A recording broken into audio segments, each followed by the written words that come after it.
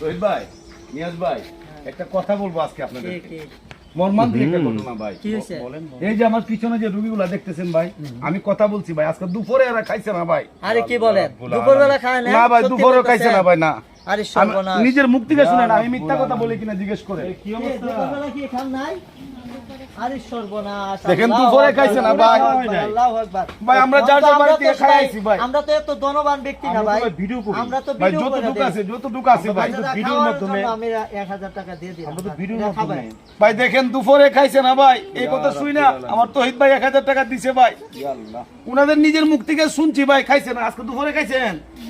দেখেন খাইছে না ভাই, আমরা যার যার বাড়ি থেকে যাই, আমরা নিজেকে আসবো, আমরা খাই আইছি।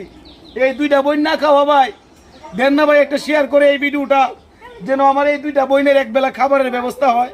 দেন না একটা ব্যবস্থা করে ভাই, আপনারা সবাই শেয়ার করে দিন ভাই এই ভিডিওটা। একটা শেয়ারে আমার এই দুইটা বোনের খাবারের ফাইসালা হবে ইনশাল্লাহ, আমার আল্লাহ করবে। সবাই শেয়ার করে দিন ভাই ভিডিওটা।